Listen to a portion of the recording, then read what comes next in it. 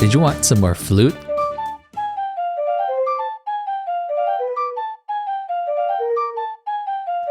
It's not the same without the parrot. Anyways, guys, welcome back to another episode. We're finally doing it. We're getting into Draconic Evolution. So let's just jump right into it. This is kind of, Draconic Evolution is a little bit of a weird mod to describe, just because it adds so many different things. Like it has a mob spawner, a mob killer, it has armors and tools, it has a thing that controls the weather, a new form of crafting, it stores power, it generates power, has like power transfer, it has like weird chests with like furnaces in it and all this stuff. So it's kind of a mod that does a little bit of everything, like teleportation and stuff too. So let's just jump into it. We've been avoiding, well, I've been complaining a lot throughout the series about like the weather and rain and all that stuff. And I've been saving that for this Draconic Evolution episode. So we're finally going to take care of that. And that actually doesn't require you to get too deep into Draconic Evolution. So we can jump right into that with the Celestial Manipulator. And this is just normal crafting recipes, and the Draconium ingots you're going to get from sifting crushed endstone. So we've got a bunch of that. And I have recipes set. This is just a smelting recipe in a furnace. So that's going to be real easy. But let me set up the recipe for the Celestial Manipulator. And this is just going to allow you to basically control the weather. So we're going to make all of these recipes that are just crafting recipes. And we should be able to make a couple of these. Perfect. We're going to need two. One to control the rain, one to control the day-night cycle. And I am going to put them up here. And we can do something like this. And I know I complain a lot about integrated dynamics and using it, but in this case, it's actually pretty nice to use. So I'm going to use integrated dynamics. And what we're going to need is a world reader that's going to read the world data, like if it's nighttime, daytime, or whatever. And then we're going to need a couple of redstone writers, which is going to basically do the pulse, the redstone pulse that we're going to need to automate the Celestial Manipulators. We also need to give those guys power. Let's not forget that. So I'll just put a couple of these gates on them. And this integrated dynamics thing is nice because we can basically do everything in one block. And we're going to need a few variable cards. So here's how it's going to work. We're going to have a redstone writer on each of these Celestial Manipulators to basically pulse it with redstone. We can connect those with the logic cable and then put the world reader on top over here, or anywhere in the network is fine. And if you take a look at the world reader, you can see that it's basically reading the time and all of this data in the world. What we want to check is if it is raining, right? So I'll put a variable card in here, and that's going to basically program this variable card to be a true and false card for weather. So if it is raining, it's going to be true. If it's not, it's going to be false. And then we're going to do the same thing for nighttime. So is night. So when it is nighttime, this will check if it's true or not. And the Celestial Manipulator, you can just click on it, like clear skies or whatever, change the time. But to control it with redstone, you actually have to configure it up here. So when you open this thing, the one on the left, it's going to be on sunrise. So basically when it receives a redstone signal, it's going to change the time of day to be the sunrise. And then the one on the right, we're going to do for the weather. So if it's raining or if there's a thunderstorm, we're going to have it clear the skies. All right. And then it's literally just as easy as looking at your redstone writer and the is night. We're going to redstone pulse over here. And you can see as soon as I put that in there, that actually started to work, and it's bypassing the nighttime and making that awful noise. And it made it into daytime. So now every time it turns to nighttime, this is basically gonna trigger a redstone signal to our Celestial Manipulator to turn it into daytime. And then the same thing for this one, we're gonna put the weather one in the pulse, and when it starts to rain, then it'll change it. And we can test that by making another Celestial Manipulator and creating some rain. And I believe this should work for thunder also. So let's say create a storm. So now that's going to make that other weird noise, which I have turned down, by the way. That's the electric buzz. I have it way lower. Otherwise, it's really loud. So here starts the thunderstorm. And you can see it. The other one automatically started to change it back too.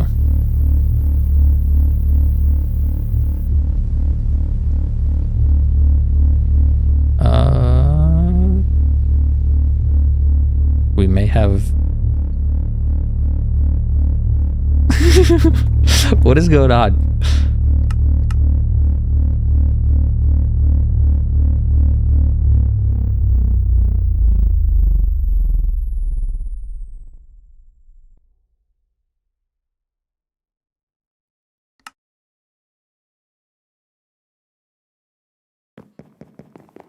I don't know why that went through a night cycle. Let's test that again. So I'm going to create a storm.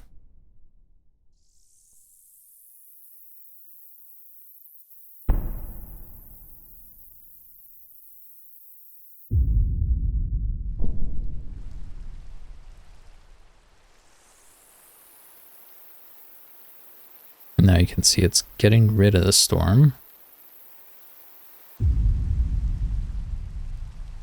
Okay.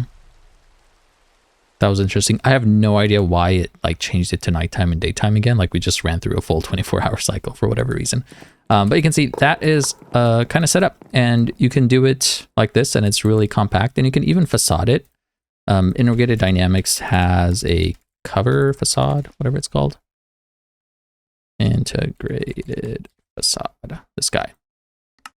So you can make these guys and use like whatever, this plank, for example, and you can combine it together and cha-ching, you can facade it like that. So I think actually instead of having it set up like this, where it looks kind of ugly, I am going to move these guys up one block.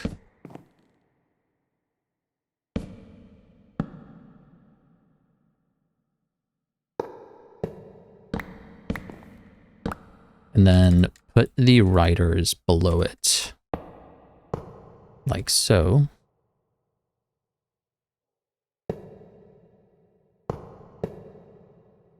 And then we can put the world reader over there. Okay, so this guy again is going to get the rain. And this one, oh, every time you break it, so this guy, you see the ID, its ID is 30. And this variable card, you see the part ID is 27. So it's checking for whatever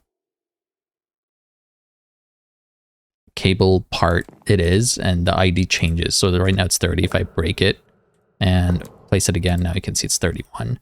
So you're going to have to relink it again if you do move it. So here's the weather. Rain is false right now. So we're going to check that one. And then the other one is night. So now that these are linked to that part number 31, it's going to give you that check mark.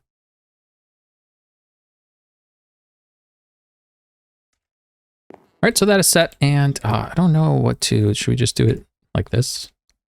I don't know what to facade them with, but does that look better or worse? No idea, but we're going to leave it and also double check this guy. So this one's going to clear skies and this one is going to go to sunrise. All right, enough of that. Let's move on to the next step, which is basically setting up the progression. What's going on over here?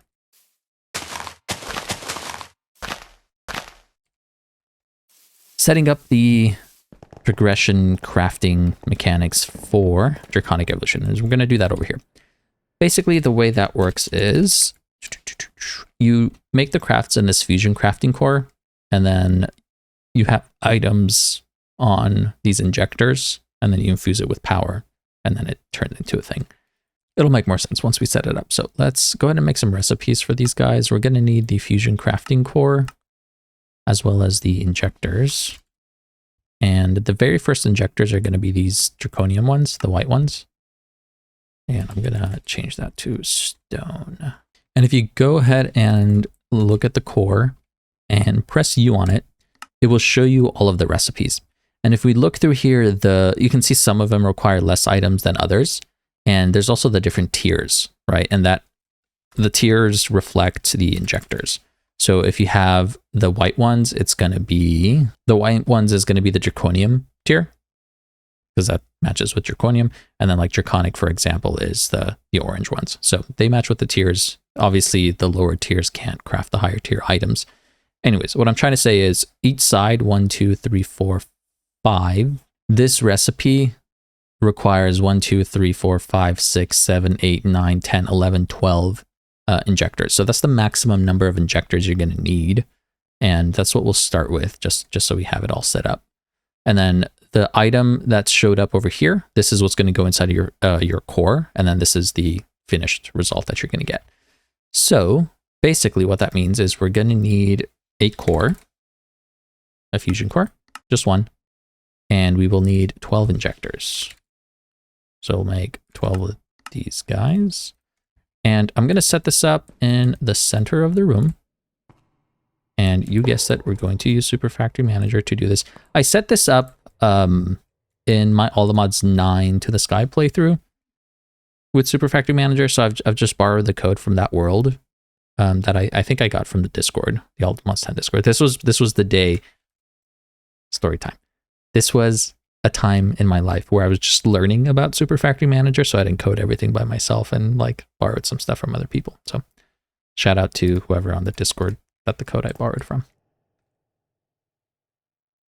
Anyways, let's set these guys up just like this. And we can put our fusion injector things over there, and we'll also need a cable below that. We need to give these guys power. It's kind of like the energizing orb crafting thing from Powa, if you guys are familiar with that. So these injectors get the power and then they infuse it with the item that's in the core. So imagine this is the energizing orb and these are the rods, basically. And you can change the stack mode to single item or stack mode. That's not going to matter for us because we're using Super Factory Manager and it's going to be easy to control that. So we do need our controller, our label gun, and if we search Draconic, I should be able to get that code, which will be linked in the description below in a paste bin link. So you guys can borrow that if you'd like. And we can connect all these guys together, and we'll put our controller in the middle over there. So the code goes in here. You guys are just going to paste that in there. Basically what we're doing is we're going to keep those guys fed with power. So let's start with that and then tell you guys how this actually works. I can put an ender cell over here, for example. And if I copy that, we have the injectors. So I'll label all the injectors. I'm holding control to do them all at once. And there's our ender cell. So with that, these injectors are going to get power. And now we're ready to basically craft in here. So let me show you how that works. Let's say we want to make the Wyvern tier injector, which is going to require 4 diamonds, 2 of these Draconium things, 1 Draconium block, and the Wyvern core. So what I'm going to do is put a single diamond, the 4 different diamonds over there, and then we put these corns, I guess, and the block. Oops. So those items go inside of the injectors. And again, the injectors are getting power from our ender cell over here through Super Factory Manager. And then you can put your fusion injector into the crafting core, and now it's ready to craft. So you can press the button to craft and it's going to start charging with power. So there's two different phases in the fusion core crafting. There's the charging part where it's infusing with power. And then once it does that, it goes to its second phase, which will be the crafting phase. This charging phase, you can't speed up in any way, but you can see 10 seconds, 20 seconds. This crafting part, you can speed up with the time or tick accelerations. And just like that, we get the Wyvern fusion crafting core. Now, instead of pressing the button, if we want to automate this, we're just going to use any kind of timer, and I will use one from RF Tools. So we can just put this guy pointing into it on 20 ticks is fine. It's just going to tick this every 20 ticks. And now when we do a recipe, it's going to automatically start the craft for us. And then we're going to do the rest of the things to automate this process with Super Factory Manager.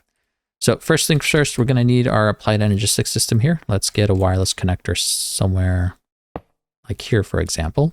And I will also need a pattern provider of the extended variety. And let's use a part setup kit to connect this guy to our system, like this guy. And we need a barrel. I'll just use a normal barrel below. So this is going to be the same thing as like all of our other crafts, like the one from the enchanting apparatus from Ars Nouveau. Our pattern provider is going to dump the materials inside of the barrel, and then we'll have Super Factory Manager basically handle the rest of it. So we need to make sure that is connected to Super Factory Manager, and let's label everything now. So we have the core. Come on, we have the core, and here's the barrel, and there's the pattern provider, and we have the injectors and undercell. Okay, looks like everything's labeled. We don't forget to push your labels back. I wish you could, if you had an injection or an induction card inside of here, you could. I wonder if you have an ingredient buffer. Let's see if this will work. If I have an ingredient buffer, the problem is it's going to probably just fill up. I'm trying to figure out if there's a way to not have to use the undercell. But if you put the ingredient buffer there and put our induction card in there, is that going to inject power into here? No. Instead of the barrel, we could use an interface, maybe. No, that wouldn't work either. Anyways, this is fine. Now, if we take a look inside of our pattern access terminal, that pattern provider is, you see how it just says like pattern provider to the barrel?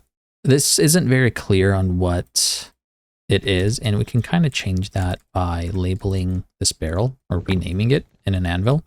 So I can grab that barrel and we go over here inside of the anvil, and we're going to rename this Draconic Infusion Core.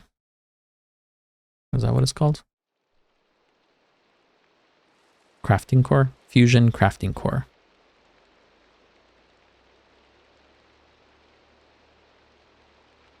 So this is Draconic Fusion Core, and you can see it started to rain.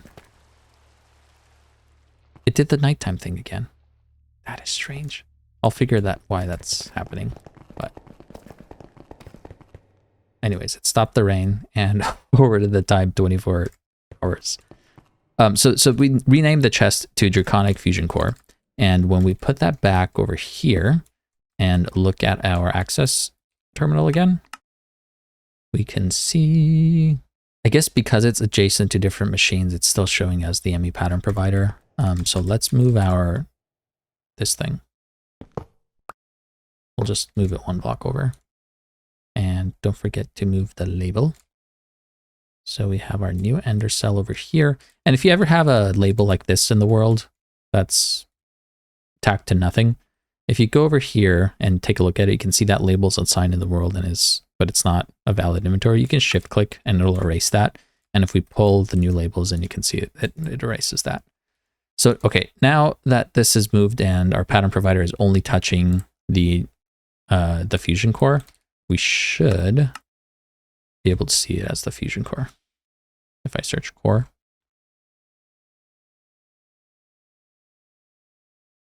Here it is. So now it shows up as the Draconic Fusion Core, and we can search that in here. So go Draconic Fusion Core, and it'll come up. It's a little bit easier, and you can, which patterns those are. Actually, we're not done down here yet. We do want to set our pattern provider to blocking mode. So it's only going to insert one recipe at a time, because otherwise it's going to flood this barrel. If we're requesting multiple crafts, it's going to flood this barrel, and then we'll have a hard time with it. And we also want to move things one at a time. So we're going to lock this pattern provider until the primary crafting result is returned. And again, when you use this locking mode, the finished result has to return back to this pattern provider. If you put it inside of your A2 system another way, it's not going to detect it and unlock this. You have to return the finished craft back to the same pattern provider. That is pushing the craft. So that is pretty much all set up. Now, the first thing we're going to want to do is upgrade our injectors. So let's go ahead and make the crafting recipe for those. And it's going to be a processing recipe. And when we press this, it's going to basically take care of it for you. We already know how to make all these things. I'll make the block version soon. And you want to make sure the thing that goes in the center of the crafting core is first. It does this by default, but just double check anyways, because we're using slots to move things, and we're going to need that. So now we go over here and we go Draconic Fusion Core, and we can put that in there. And let's say we want to request 12 of those injectors. You know how I said I was going to make a recipe for the block? Well, there is a recipe for the block.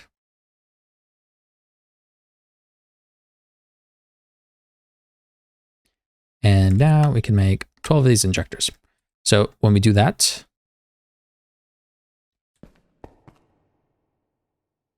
nothing happens for whatever reason.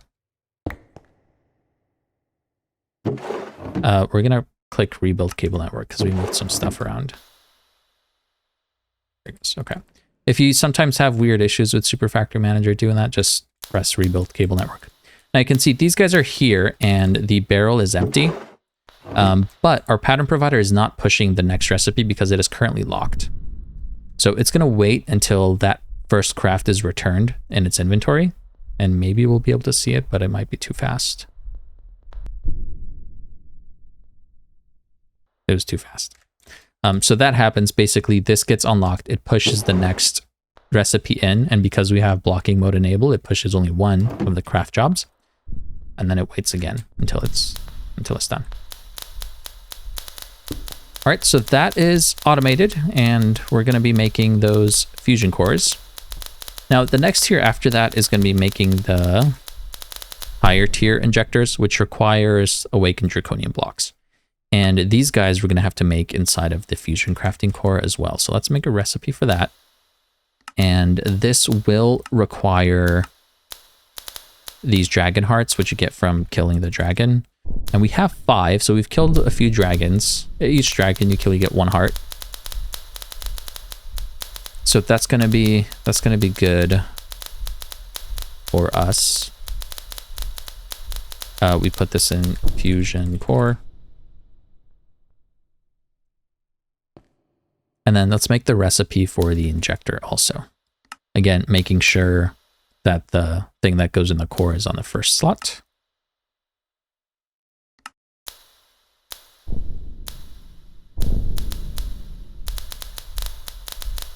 And we're going to immediately want to make the awakened Draconium bees, which you get from the spawn egg, because we don't, basically in order to make the higher tier items, which is the awakened Draconium ingots, we're going to have to kill a dragon every time and then do this recipe, which is not great. So a better way to have that automated is doing the bees, or mystical agriculture if you don't have bees set up. That will work also. But you can see the bee, you need the Draconium bee spawn egg in the Draconic tier. So we're going to need to make the Draconic tier injectors first.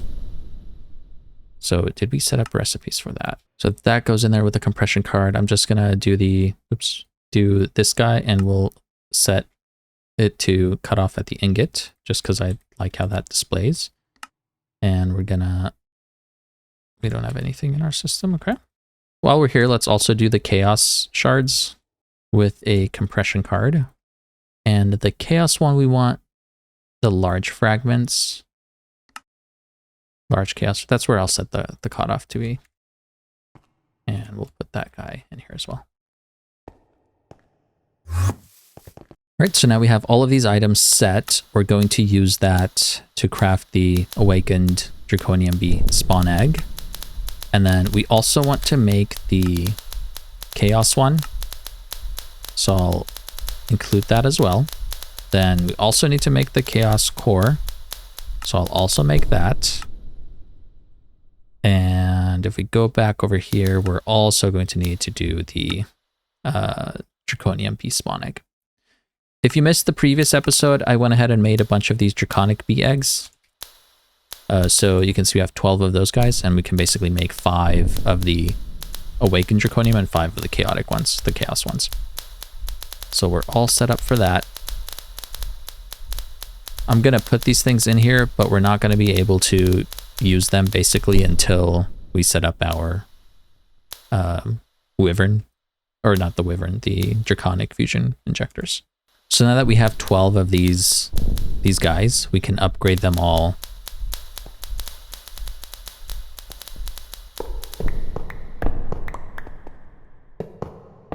to those guys. And I just messed something up. I thought we were done crafting, but apparently we're not. You can see with it sped up, the charging doesn't move any faster. Why is this stuck? Oh, these guys are not getting power. Ugh. Rebuild cable network. Now they're getting power. So every time you change something, Super Factory Manager changed the way it handles the network thing. So when you change machines and stuff, your setup is going to stop working, and you're going to have to go in here and click Rebuild Cable Network. So it basically detects the machines again.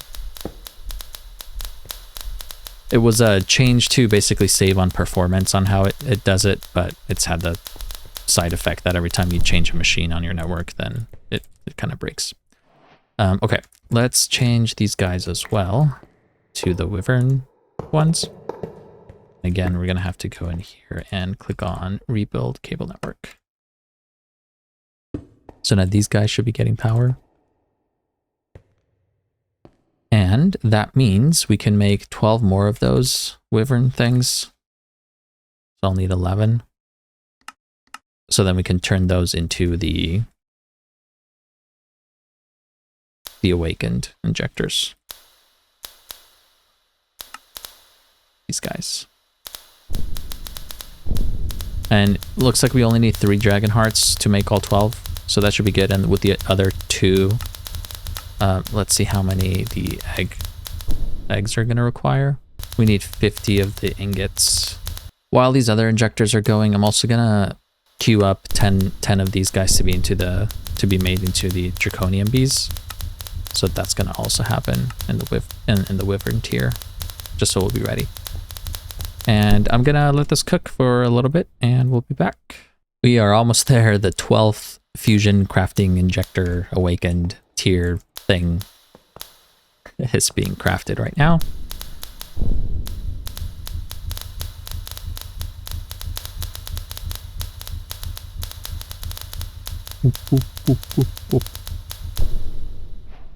Ta-da!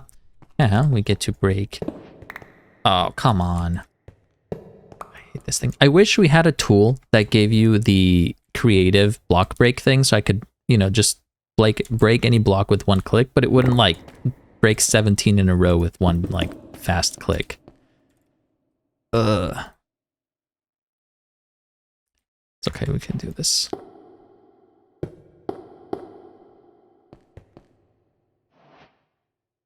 Anyways, now we can replace these guys with the Wyvern tiers, or sorry, the Draconic tier one, the orange ones. And again, let's click on Rebuild Cable Network. And now we can make the bees. So let's see if we can't make 5 of these bees. We're missing some Awakened Draconium ingots. Let's make a few of these guys. Can we make 2? Or yeah, that's going to make 4. Perfect. Let's see. I'm going to figure out a way to decorate this room and make it kind of Draconic Evolution themed. I think that would be cool. Like this room came out really nice. I think something like this that would be on theme would be cool. All right, bees. Let's make 5 of these bees. We need more. We're going to need, I think, 1 block.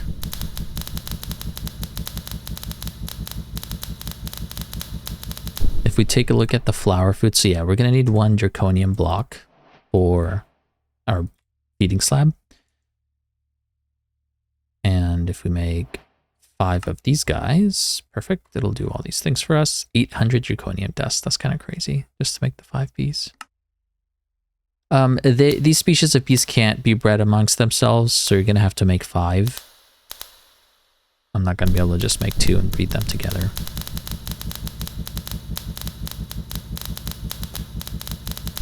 And let's put these wyvern things back. All right, let's go over to our bees. While those are being made, we can kind of prepare the setup for them a bit. And I think I could add more hives. I think we don't really need any of these. How many incenite do we have? Yeah, we have a ton of these things. I don't think we need any of these bees anymore. So let's get rid of all of those. I'll just put some cages in here and they'll go into our system.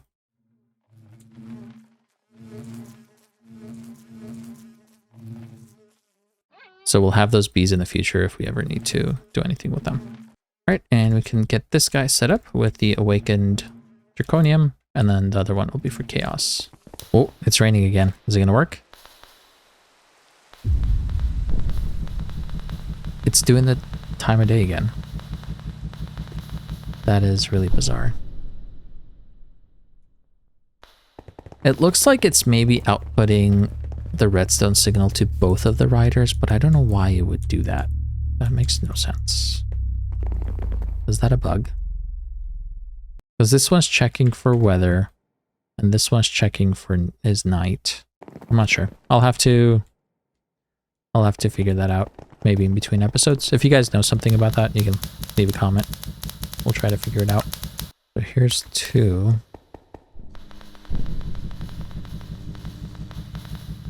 We'll feed them the treats to make them max traits, and if we put this in our bees,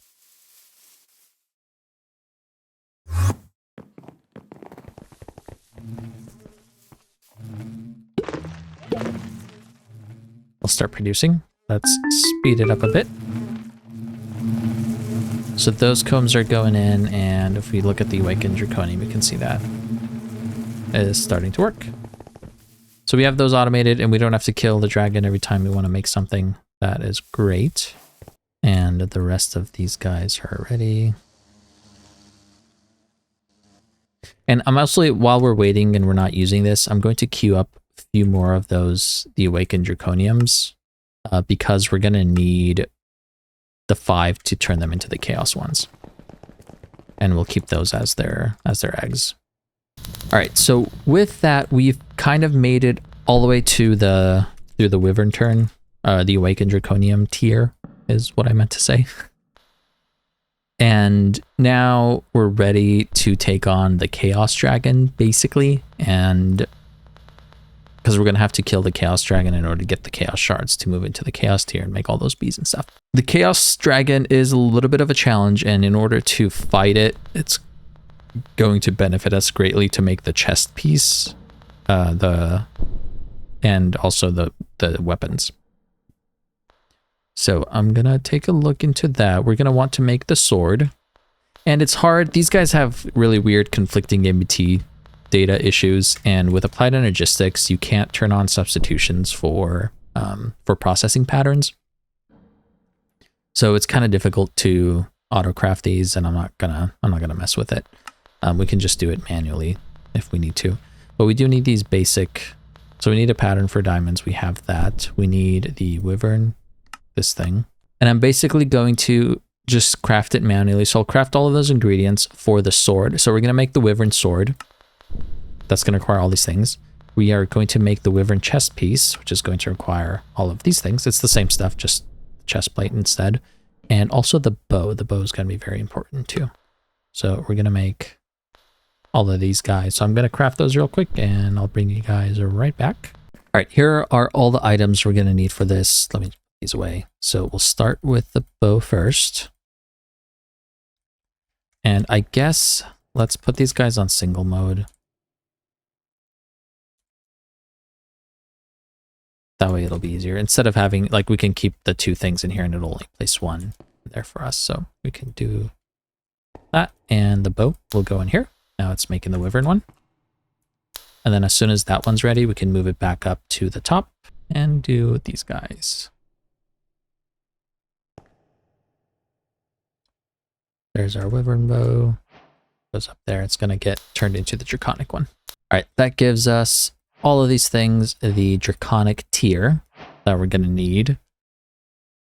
We can't make the Chaotic one now, obviously, because we have to kill the Chaos Dragon in order to be able to do that. So we're kind of getting ready. And we're also going to need the Advanced Dislocator. I'm going to make this. Well, we don't need it, but it's going to be very nice. So let's make a recipe for that. And the Advanced Dislocator is like a teleporter, basically, but it works really nicely. I love it.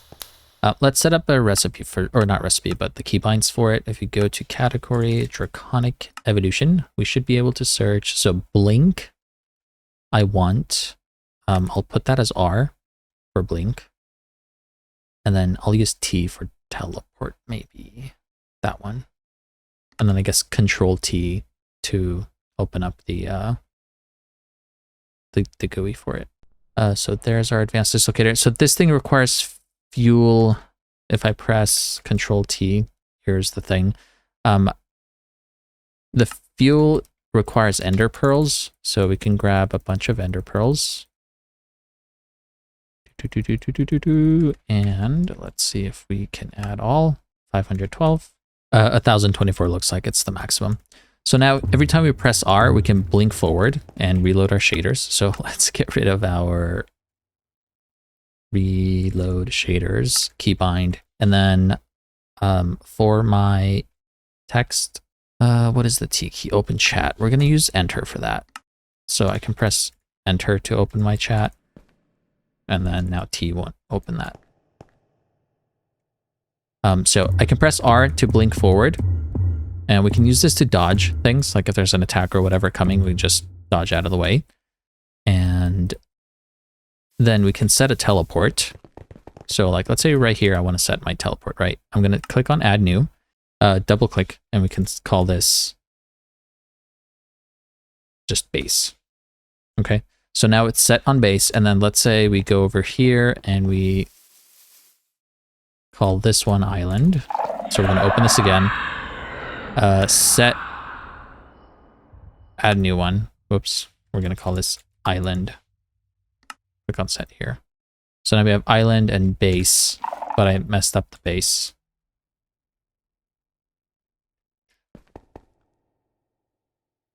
Set here for base. Okay. So whichever one this is set to, right? Right now it's set to base. If I'm like over here and I press my keybind T, it's going to teleport me back to base, right? So that's a really easy way to like always quickly come back to here. And then we can use R to blink around. So that's super cool. And then we can open this up and like select the island, for example, and I can just teleport there by right clicking on the island. Like if we can have base selected and right click on island and it'll teleport us here, and we can use our keybind to go back, or we can just open the menu and right click on the island and it'll bring us here. So that is my favorite way that any teleport thing works. Like the Tempad one is kind of cool too because it opens the portals, but the way the keybinds work for this one is so much better because you can select like a default one, like the default is our base, and we just press T to come back to here. But we can also really easily with Control T open up the GUI and just right click on whatever teleport we have set and it'll take us there like super fast. So we can do the same thing for all of our, what do you call it? Like, let's say our bed, right? So we'll go over here, not up here. Down here. And we can add a new, and we'll call this bed and click set here. So now bed is there, but we're going to keep it on base. And I think we can lock it so you don't accidentally change those. So now, if we're over here and we want to go sleep, for example, which we're never going to have to do because we set the thing, we can just go to bed over here and then come back. Super cool. Blink around, dodge it. The only thing I don't like about this is that it uses ender pearls.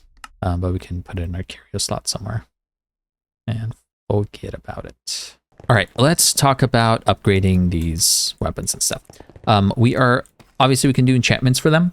And like, let's say the sword I put in here is going to show you all the enchantments they can get on this sword. So I'm going to pick out some enchantments for our sword, our bow, and our chest piece. I'm going to figure out which ones I kind of want. And then we're also going to reforge them with the apotheosis things. And what I'm looking for again is those 4 sockets, right? So these are all 2. I'm going to reroll. Here we got. Oh, why did that change? It showed 4 before. Lame. Okay, this one is 4 sockets, so that's what I will take. And then all of the other affixes we can change manually. So I'm going to do the same thing with our bow.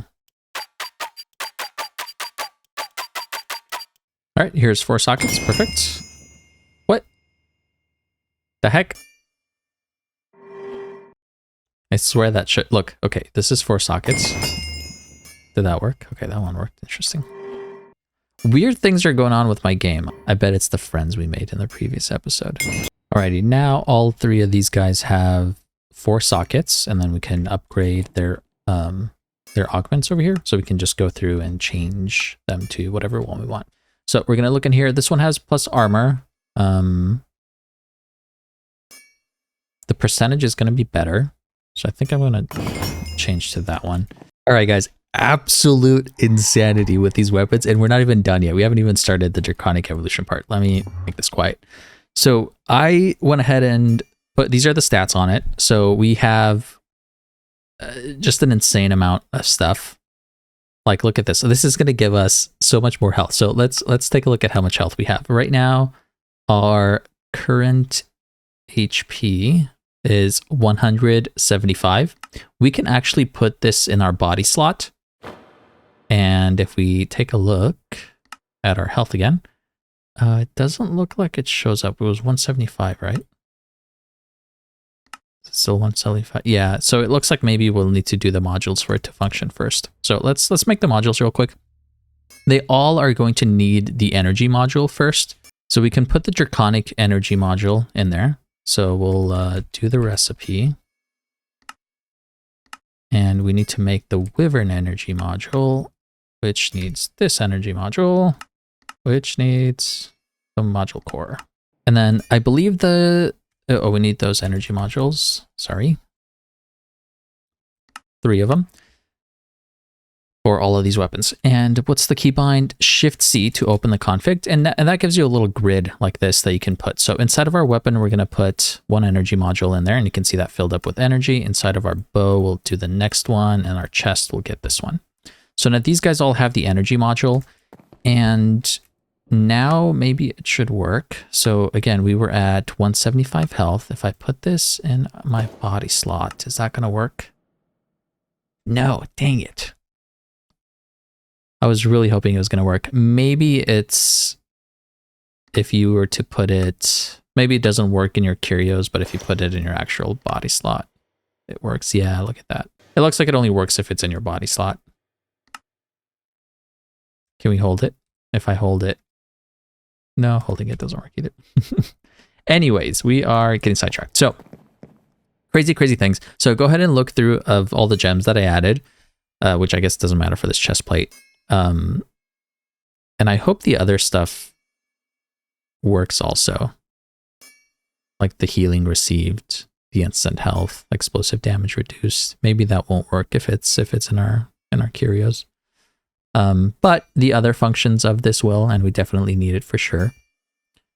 And then you can see that shaders, or not shaders, but the graphics for this don't work. Even with displaying unknown shaders true, like see the screen is displaying, but it won't show this. If I turn off our shaders, you can kind of see that it works here, but it doesn't otherwise. And this guy's gonna make us do damage. For some reason, Endless Quiver doesn't work on this bow, so I had to put Infinity instead, and we have Power 9. It's the highest we can get at the moment.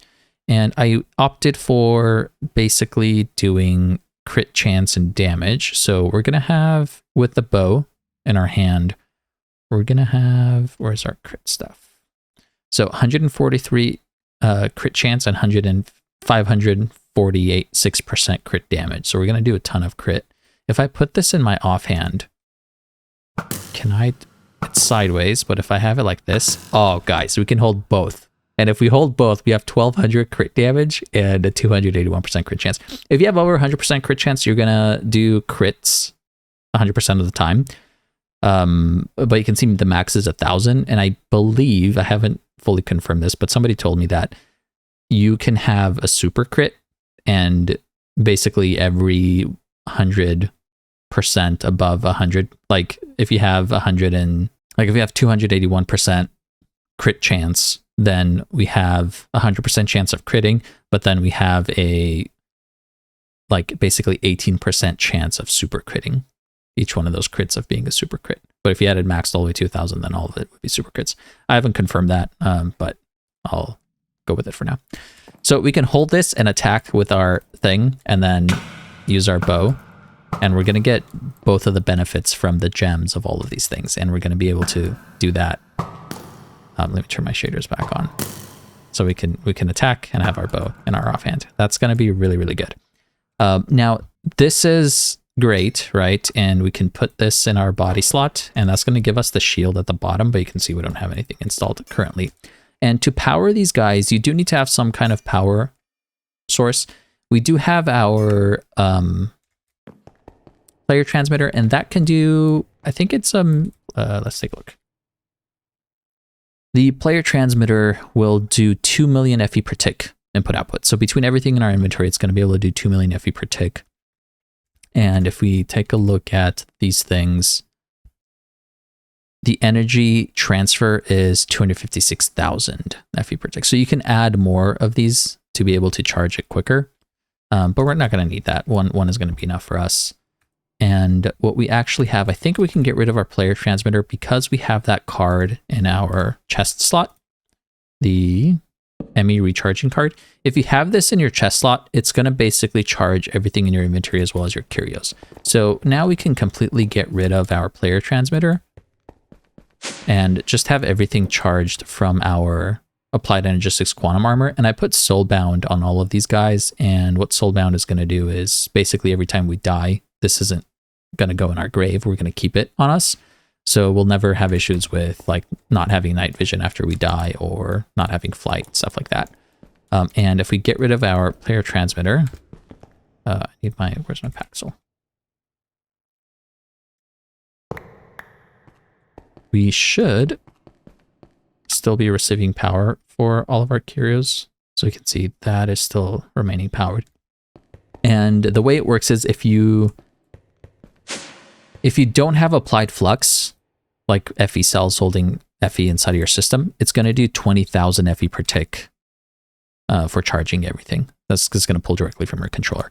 If you do have FE cells, it has maximum integer, so basically an unlimited amount of being able to charge all of your inventory slots, max integer per tick, and it's going to pull directly from your FE cells. So it's really nice integration between advanced AE and applied flux for that sense. Gotta love it. So we don't need our player transmitter anymore, and that's going to be great. Again, Endless Quiver didn't work on this, so we're using Infinity instead. And we are almost ready. We just have to install all those modules. So we did our whatever module, the power one. One of the very important ones for your bow is going to be the auto fire one, which is, where is the auto fire? And what the auto fire is going to do for us is allow us to, right here, is going to allow us to hold down right click, and it's going to fire the arrows one after another. So I don't have to let go. As soon as it's fully drawn, it's going to do the next arrow. So that's for sure we need. We do want some speed modules. Let me make those. And again, you can see these guys are going to require our potions of swiftness. And if you missed the previous episode, we did set up auto crafting for potions with advanced AE and the potion brewers. So take a look at that episode for those recipes. It's going to make it so much quicker to make all of these modules, because imagine you're making a ton of these modules and you need like 100 or whatever potions. Like the speed module, for example, right? This guy. It's going to give us plus 50% speed. Let's say I want to make 20 of those. That's going to require 150 potions of swiftness. Let's see how fast that happens. And what we are limited on is the output speed of our machine, actually. If we use Super Factory Manager or something else to pull from this, it would actually work a lot faster. And I might do that. We can actually pull with Super Factory Manager and deposit it, because we already have the cables running into it. So maybe I'll do that. I'm not sure. So now we can put these guys on our bow and get a bunch of speed. So we do the maximum, which is only 8. And this is how fast we can shoot arrows. So that's great. I do also want the drop one, the gravity compensation one. So the gravity compensation is going to prevent the bow from dropping. And we need the splash potion of slow falling. So I do need to make this. I'm going to show you guys how I can make more of these patterns. So let's go ahead and go into processing and get rid of all of these. So the potion of slow falling that we're going to need, it's going to craft 3 at a time, right? So I'm going to put that over there and then press R on this to see the recipe. So then we're going to need gunpowder, and then we're going to need redstone, phantom membrane, and the nether wart. So wart, or actually we need bottles first. 3 bottles, nether wart, phantom membrane, redstone, and gunpowder, was it? Let's just double check. Gunpowder, redstone, phantom membrane, wart. Gunpowder, redstone, phantom membrane. Perfect. We don't have patterns. So I'll put that guy there, and we need the advanced pattern encoder. And if we take a look over here, the glass bottles we're inserting on the west side. So I'm going to put this in our advanced pattern encoder. The bottles, we're going to change that to be the west side. And now we have this advanced pattern that we can put in there. So now that is fully automated. And let's put these recipes back, or not back, but put them in here. And we want to make the gravity compensation module, this one. Ta-da. And how many of these can we put? We can do multiple. Let's see how one is. I think I'm going to want more than that. You don't have to put all of these. Okay, that looks like now it's 100% gravity. Let's see what... Actually, we can check over here, can we? Yeah, 100% gravity cancellation. So it's still 100%. So we only need 4 to get the maximum, which is cool. If we search $ projectile, that'll be the projectile modifiers that we can add in there. And these are all the things we can put in our bow. I think we probably want to do some projectile velocity would be cool, but we should really work on the damage, huh? With our crit rate, our damage, I think, will probably be pretty good. I guess maybe instead of talking, you guys see the process, right? So we're going to take a look at those. Like for the sword, it's probably going to be just a bunch of damage increases. So again, you make those potions how I showed you. You make the crafting recipes. And then I'm going to think about this a little bit and see how I want to set it up. And I'll come back and show you guys. So I'm in the middle of filling in all the modules for these guys. And for the shield one, we need these, the shield control module. And that requires a dragon heart. And I don't have any more dragon hearts. So let's go ahead and go to the end. And we're going to see how absolutely comical the dragon fight is going to be, the normal end dragon. This is going to be really fun, you guys. Just watch out. I'll do it twice, right? So let's get some end crystals. Do it one more time. Once I'll hit him with the bow, and once we'll do with the sword. So first we'll do the bow. This guy has no idea what's about to hit him. Oh, he's dead. Here's the dragon. Boop. One shot. All right, guys, we are done making this. Hopefully it's a good setup. I don't know. I just kind of did what sounded good, but I haven't like done any testing to see if there's like a more optimal. I like making good stuff, but I'm not a super min-maxer. But here it is. Here's our sword with all the enchantments and the gems. we're using a lot of the crit damage stuff. You guys saw that before, I think, right? But I'll show it one more time if you guys want to pause the screen and take a look at any of these. And let's put this guy back on our body. You can see our shield is recovering, and this is what I got. So our sword basically has the AoE, because I want to be able to do a large AoE. And then the rest of it is just the damage stuff in one of the energy modules. And that's our sword. Our bow has enough of these projectile drop modules to have 100% gravity cancellation. And then we have the maximum speed, which is 8 installed, the auto fire, and then the rest is just the damage ones, projectile damage. And then our chest, we've got 5 of these shield capacitor modules. These basically give us 250 points each, and I think around 1500 is probably plenty for us. We got the controller that you need, and then the rest of it is just shield recovery stuff, so we recover our shield faster. There is a 10-second cooldown with this guy. Once you get to the Chaos one, it'll be a 5-second cooldown, which will be nice, and you'll have a bigger area to add more modules, but that's going to be pretty good for us, I think. So, with that, I think we are ready for the dragon fight, which I'm going to make you guys wait until the next episode because this one is already kind of running long. But we're going to come back in the next episode. There's a lot of cheesy ways to do the dragon, but we're so overpowered. I'm just going to fight him normally, and I think it's going to be just fine.